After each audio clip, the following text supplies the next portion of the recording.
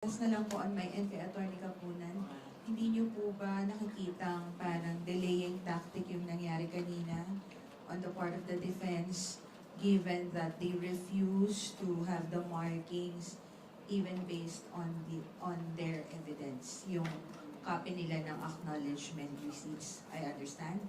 Can you correct na lang po ako if mali yung aking pagkaintindi? Thank you. Well, first of all, tama naman yung sinabi ng presiding officer Cheese, no, na it is the right, karapatan ng defense, whether to accept stipulation or not. No? Pero ang nangyari dyan, ang hindi na stipulate nila ay 4,492 documents, no? Na meron rin silang kopya nun. Kasi yun ang sinubmit nila. Yung mga ano ba yung acknowledgement receipt? Acknowledgement receipt ang nagpapatunay na merong ginastos na pera sa confidential funds. Nakalagay doon sino yung payee, sino yung tumanggap ng pera, magkano yung pera, at saka para saan, saka yung date, signature. Ebidensya nila yun eh. Bakit ayaw nilang pakita? Oo. Plus, sa pre-trial, every document na yan, lahat ng mga acknowledgement receipts, tatlo ang pumirmang signature, yung clerk of court, kami sa prosecution, tsaka yung defense. So makikita niyo naman na nakita na nila yan. There is no surprise. These are their documents. But anyway, ang sabi ng defense hindi naman pareho lahat eh. Well, that is why, kung ganong kadaming documents, talagang aabutin tayo ng Christmas, no? Kanya na lang, magandang ruling ng presiding officer, Cheese, na do it out of court. So, Thursday and Friday, in-schedule yung pag-examine. Nakita niyo naman kanina, no? Sa pag-examine lang ng 845 documents, halos isang oras na, no? Or almost 1 hour. What more kung 4,492 documents. So, that will happen on Thursday and Friday, where the prosecution, the defense, in front of the clerk of court, will compare documents. So, hopefully, mas mabilis ang testimony of the witness. No? Dadagdagan ko lang, para mas maunawaan ng mga kababayan natin. Ito yung parang bumili ka ng grocery. Nagpunta ka ng grocery at yung pinag-uusapan ngayon, yung resibo. Yun yung ebidensya na ito yung mga nabili mo sa grocery. So, ganoon din sila. So, binigyan sila ng pondo dahil ito ay pondo ng public fund o pondo ito ng taong bayan. So, ngayon, hinihingian sila ng resibo at yun naman yung acknowledgement receipt na mga nagaling din naman sa kanila dahil sabi nila, ito yung mga pinaggamitan o dito nila dinala yung pondo. Ngayon, tinatanggi na nila. Samantalang sa kanila rin galing yung mga acknowledgement receipt na yun. In fact, sinabi pa nga ng ating mahusay na abogado, ni Atty. Kapunan, willing na kami kung ano yung pinamarka ninyong ebidensya, yun na lang, huwag na yung pinamarka namin. Kung gusto ninyo, para mas mapadali, kung ano yung pinamarka ninyo na ebidensya, di yun na lang din ang gagamitin namin na ebidensya, pero ayaw rin nila. So, ano ba talaga, kuya? Alright, thank you, Lenesca. Now it's Kenneth. Hello po. Next week, inaasahan na pong testigo, sila Acosta at Fajarda. Ano po yung magiging testimony nila and where is the prosecution's case headed now given that they are now called to the stand by the prosecution?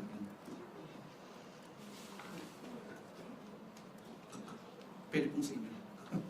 Well, kanina minention because reminding ourselves na dapat ini-indicate ng prosecution kung sino mga witnesses next week.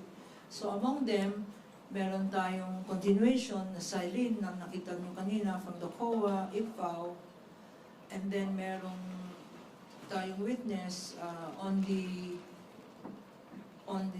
pareha ng mga archives yan, kung ano yung mga dokumento na sinubmit sa house, no? Pareha yan. At siguro mas simple ngayon kasi pinayagan na judicial notice. Hindi na kailangan i-prove na nangyari yung meeting, na ito yung transcript, na ito yung mga videos na pinakita sa meeting, etc. No? So, The Acosta and Fajardo are also subpoenaed witnesses. Acosta, as you know, is the head, is the SDO, no? Senior Disbursement Officer, is of the OVP. And si Fajardo is the SDO of the DepEd. No? And not to preempt, sila po ay ang ipipresenta, no? Because nakita naman natin sa mga land bank checks na pinakita ni Kong Joel Chua, sino yung mga accountable officers dyan. At sila ang payee. Sila ang payee na tumanggap ng pera. No? Kanya, sinabi niya, as you notice, sa questions ni Senator Amy, pinapakita niya, sabi niya, bakit bakit si Vice President? Si Vice President ang sinasabi niyo na accountable officer, malinaw sa circular na sinight niyo ng SDO ng OVP ay si Acosta, yung isa naman SDO ng DepEd.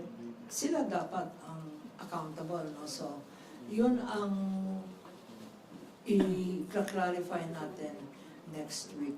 At may dadagdag pa ata si Kong Joel. Well, dadagdagan ko lang yung sinabi ni Atty. Capunan. Maganda yung kaninang tinanong ni Senator Risa Hontiveros. Based doon sa accounting rules, sino yung mga considered as accountable officer? At sinagot naman ng ating testigo kanina na yung head of agency, which in this case, sa OBP, ang Vice President, at doon sa DepEd, ang Secretary of Education. Now, ang karagdagan pa po na masasabi natin dyan, kung maalala ninyo, mga ipinresenta na mga proof ng liquidation report, so forth and so on. Ang mga nakapirma po doon ay mismo yung head of agency at ginagarantiya niya na ang pondo ay maayos na ginamit. So, kaya hindi po pwedeng sabihin na wala po siyang accountability pagdating po dito sa confidential fund. Alam mo, Kenneth, ang kasagutan sana doon sa katanungan ni Senator Amy Marcos ay yung naging testimonya ng dalawang land bank managers kung babalikan niya yung testimonya nila. Kasi 2 days prior to the encashment of the 104 checks for the OVP in the last quarter of 2022, which covers December 21 to March 31, ay tinawagan na ang land bank Shaw Boulevard. Tinawagan na yung tumawag doon sa land bank manager ay authorized na siya yung nagsasalita on behalf of the Vice President to inform them that Miss Gina Acosta will be encashing this amount, these checks amounting to 35 million each check, 4 checks for 125 million pesos. So doon mismo, that conversation alone, proves and put the Vice President in the middle of the transaction because she was actually the one calling the shot. Siya ang nagsabi doon sa alam nung land bank manager na yon na representative ng Vice President stating the name Miss Gina Acosta as the payee. Kasi nga, mabilisan eh. Dapat express lane eh. Andun na yung pangalan, 2 days kasi walang ganong kalaking pera ang land bank show. So they had to request from the National Central Office nila na magkaroon ng ganong klaseng buong pera. So doon yung kasagutan na yon. No? Unfair naman kung hahabulin lang ng COA si Gina Acosta at saka si Mr. Fajardo na sila lang naman yung inutusan. At saka nandoon naman sa physical and financial plan, sa disbursement vouchers, sa accomplishment report, sa utilization report, during that cross-examination ng ating pinaka-masterclass, na mga test ng kanyang pag-cross-site sa witness natin ngayon, nakapirma doon ay ang Vice President stating that she is in control and she is actually the one in charge of these funds. So unfair kung si Ms. Acosta at saka si Mr. Fajardo ang hahabulin ng COA. Kung yun man yung minimin ng ating butihing senadora. And for my follow-up question po, para po kay Kong Zia, pero anyone from the panel could answer po. So, how big of a factor po how big of a factor is sustaining public attention when it comes to the prosecution's case? How big of a factor is public attention in the prosecution's case? Well, unang-una, malaking bagay po talaga dahil with the advent of SOCMED, nakikita naman natin ngayon puro fake news.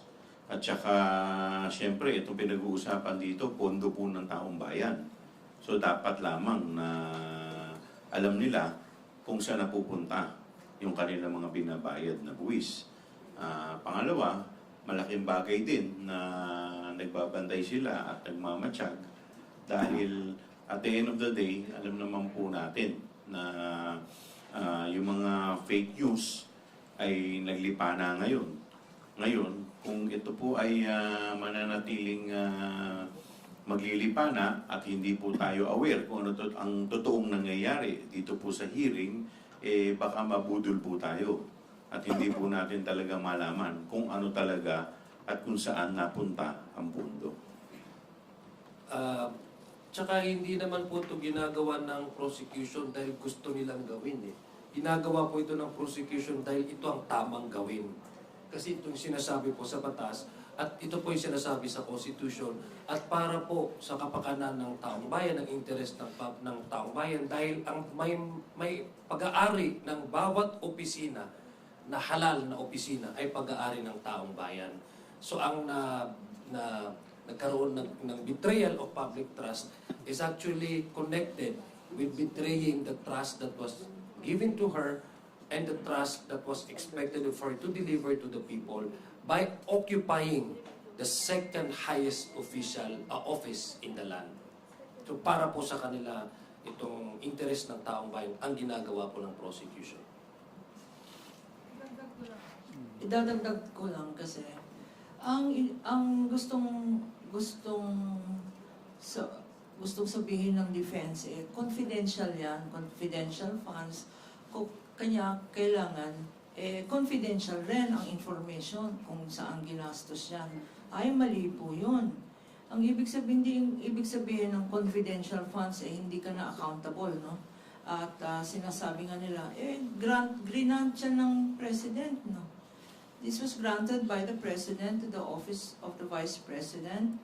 At ang hindi naman ibig sabihin na porke nasa grant yan, no?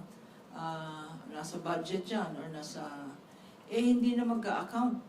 All the more na mag-account ka. Kasi talagang by that nature, alam mo na hindi naman pera mo yan. Nanggaling yan sa budget, mag-account ka. So, it is wrong to say confidential and therefore, hindi na kailangan malaman ng publiko kung saan ginamit ang funds na to. That is wrong. Okay po. And follow-up lang po. Would such procedural snags as what happened earlier be detrimental when it comes to sustaining public attention? And how could it affect the prosecution's case if this trend continues po? Yung mga, for instance, stipulations na hindi tinatanggap ng defense. Thank you. Well, hindi pwedeng iwasan yung mga number of documents, no? That's why nung tinanong ako sa end of the trial yesterday, no? Kasi parang nawawala na ng interest mga tao, puro documents, puro stipulation, at nawawala na yung totoong storya. Kanya nung tinanong sa akin, well, I gave my opinion. Bakit importante ang mga documents na to, lalo na yung mga documents na in-evaluate at in-study ng COA, at ang COA ang nagsabing ay hindi pwede yan kasi irregular yan, no? Hindi lang masabi ng COA na kasi sa batas irregular, sa guidelines irregular, extravagant. Punta na naman tayo sa irregular. Ano ba yung irregular? Ano ba yung extravagant? Ano ba yung, sabi ko nga, bongga kaday. Ano yung unconscionable? Huwag na nating isipin yan. sabihin na lang natin para maintindihan nyo yung ginawa ng Office of the Vice President at ng DepEd. Yung kumuha ng pera na hindi naman kanila, na public funds yan at hindi naman ginamit para sa confident activities na confidential in nature, ay sa aking palagay, scam. Scam talaga yan. Ngayon, kung hindi pa natin maintindihan ang scam, intindihan niyo na lang nung kung may binigyan ka ng pera at sinabi mo, bumili ka ng ganito, hindi naman binili yung gusto mong pinabili, di ba? Eh di, na-scam ka. Magkano yung scam na yan? 612.5 million ang kinuha pera sa taong bayan. Yun. So, to your question, sir, no, sabi mo, parang nabobore na kami, parang hindi na interested, ang dami-dami ng stipulation, ang daming judicial notice dyan, ang daming arguments sa mga lawyers. Eh. Ganun talaga yun kasi dapat talaga malinaw ang evidence at convincing. Kasi hindi lang naman pang-entertainment ito. Sabi nga nila, hindi naman pang-pamilya to, pang-sports, ano? Hindi lang pang-sports to, pang-pamilya din. Pamilya, para sa pamilya talaga natin to. Hindi ba? Hindi lang para ma-entertain tayo. The impeachment case is not a substitute for Netflix. Ha? Hindi ito pang-entertainment. Ito ay para sa atin. Alright, that's it. Joseph? Joseph, can I address my questions to Attorney Kapunan? And this is in relation to the judicial notices, no?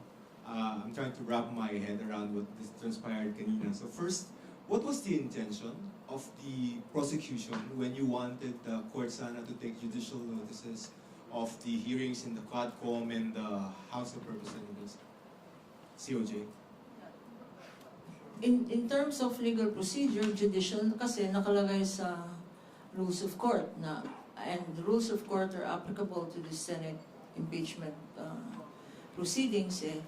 Ang judicial notice, ang ibig sabihin nun, wag mo nang i-prove. And this is where Kong Joel said earlier, it will just show na there were committee hearings conducted, that these committee hearings were recorded, na merong mga transcripts, na merong pinakita doon sa hearings na yan, ng mga dokumento, at nag-take note naman.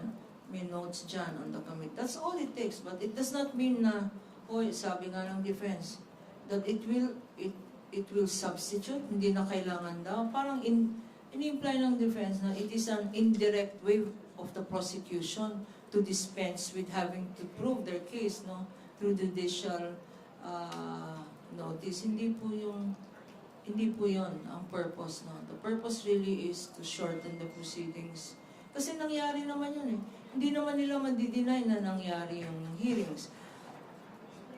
At saka ilang hearings for how many hearings that is, no? Ano yung mga tinalakay doon? I'll turn over to Congressman Joel. Well, kagaya nga po nung sinabi ni Attorney Kapunan, ang purpose talaga nung kaya kami nag-file ng judicial notice is para may mga bagay na hindi na kailangan ipatunayan na itong insidenteng to, na itong hearing na to, nangyari ito. Ang purpose talaga nun is to shorten the hearing dito sa impeachment. So, kagaya ng ng marking of evidence, di ba? Talagang boring dahil isipin mo na naman kung lahat yan mamarkahan mo, 4,000 dokumento. Kaya nga sinasabi ng impeachment court kanina, if we could set a schedule na hindi tatama doon sa hearing, nang sa ganon ay hindi mabore yung mga publiko at saka yung mga senator judges. Just to continue, so in the proceedings in the HOR, COJ, and the Quadcom, there are certain evidence, no, quote-unquote evidence that came out, which form part of your articles of impeachment, correct? That is correct. Okay. So now, when the court takes judicial notice of a hearing and its accompanying sets of evidence, what happens to the value of the evidence that goes with admitting judicial noticing na may nga din ng hearing? What happens to the value? For instance, your particular question on evidence. Okay. Okay, if we take judicial notice of the transcripts of what happened in that hearing, let's say it happened on a certain hearing date. And on that hearing date, may dumating na testigo.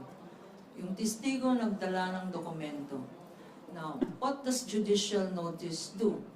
Judicial notice will dispense with, number one, hindi mo na kailangan patunayan na nagkaroon ng hearing. Yun. Hindi mo na kailangan patunayan na sa hearing na yun, yung secretary, kumuha ng minutes kung anong nangyari doon, transcripts. That's judicial notice. At sa hearing na yon ay may dumating na testigo, kunyari COA. At ang COA witness na yon ay nagdala ng mga dokumento. Yon. What is judicial notice? Judicial notice will just say that in that hearing, there was a witness that appeared. Hindi naman sinasabi na hindi na kailangan mag-testify dito sa Senado yung witness na dumating doon. Hindi naman effect ng judicial notice na hindi na ipapakita yung mga documents na dinala ng witnesses na yon sa impeachment court. Ang ibig sabihin lang ng judicial notice is the fact na, oy, may dumating na witness, may dinalang dokumento. Yun lang. Ngayon, will you have to present the witness again? Yes. Will you have to present the documents again? Yes, because it is not an admission that ang sinabi ng witness doon ay totoo or hindi. It is not an admission na documents na nagkaroon ng graft and corruption ang presidente or it is not an admission na nagkaroon ng grave threats. It is just an admission or it is just a stipulation na may nangyaring ganon na meeting, present itong mga witnesses at itong mga dokumento. But present the witness here in the Senate. Present the documents here in the Senate. Hindi mo na kailangan i-prove. O ito, ang mga transcripts, 10 million pages ang isang meeting. They will still go over it. Kung hindi, kasi kanya-kanyang ginawa namin kanina sa stipulation ng mga acknowledgement receipts. Kung hindi, because hindi nag-stipulate, isa-isa tinignan ng witness. Ito yung acknowledgement receipts na yan. Ang gagaw, ganyan din kung walang judicial notice sa mga transcripts ng House hearings ng congressman natin. Isa-isa nila pupuntahan yung mga pages ng hearing na yan. Just to paraphrase your explanation, yung pong taking judicial notice does not grant a particular evidence automatic admissibility that the senator judges will have to weigh and consider in their decision, no? Ganito lang po yan. Ang ibig sabihin ng judicial notice that incident happened. But as to the substance, we still need to prove it. Yun lang. So in that case, why would the defense would be a little bit iffy in the court taking judicial notice of? Well, that is one way of prolonging the case. Di ba? So, siyempre, gusto nila lahat patunayan ninyo. Or maybe, idadagdag ko lang, maybe just because they do not want or keep on insisting that the hearings is a mini trial, that's how they define it, and maybe to prove that they do not, they do not recognize the hearings according to their own interpretation, gusto din nila the court will treat the hearings as if it never happened by not recognizing that such hearing and such discussion took place. So, ganun lang yun. And anyway, just for the record, we now received a copy of the official statement of the Honorable Supreme Court with respect to the case or cases filed by the Vice President with respect to the with respect to the filing of the complaint with respect dun sa committee hearing, sa Committee on Justice. Now, binasura na po ito ng Korte Suprema at sinasabi ng Korte Suprema na mutin academic na dahil yung kaso ay nandirito na sa Senado. Tapos na yung proseso kung saan yung House ay ito ay didinggin. So ngayon, ang usapin ay nandirito na sa Senado. Kaya wala nang issue sa jurisdiction.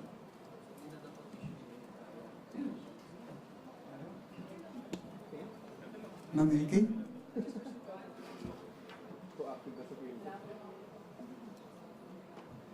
Magandang hapon po. Milky Ligonaf, DCRH.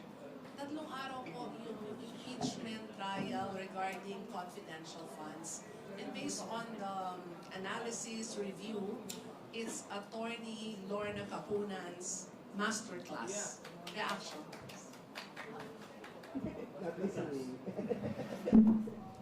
It's Attorney Lorna Capunan's masterclass based on the reaction and feedback.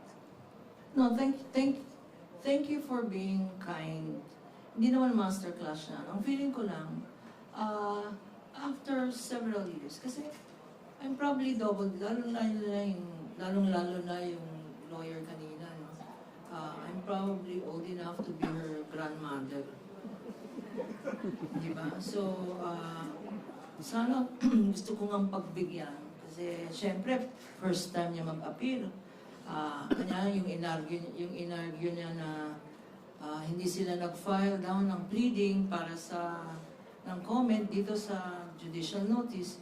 Pero, mag-argue na lang sila. Ang ginargue naman, binasa naman yung pleading. Sana final na lang niya. No? But I understand that. For instance, pag ganyan, alam mo na kung matagal ka na sa practice, walang nakikinig sa ganyan. And as you can see, it would have been better for her to have just filed the pleading. In any event, it is not a master class. It's just that sanay na tayo eh. It is experience. But again, I will always say, even with 48 years of experience, there is no substitute for preparation. Kung makita nyo lang kung gaano mag-prepare ang public tsaka private prosecutors, buti na lang, binibigyan kami ng pagkain, breakfast, noon, and night, no? Kasi kami naman, volunteer. That is actual preparation. Si Kong Joel nga, kasama niyang matulog yung rules of court niya. Ayan, ganun yung rules of court. No? Kasama, pag tinanong mo niya siya ngayon, Kong Joel, ano ba yung rule 130 on admissibility? Aba, sasabihin niya sa inyo.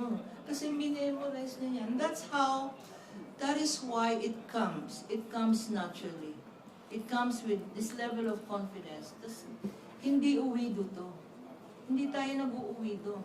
Nag-aaral tayo at ini-evaluate rin natin kung paano i-present ang evidence. Lalong-lalo na voluminous documents.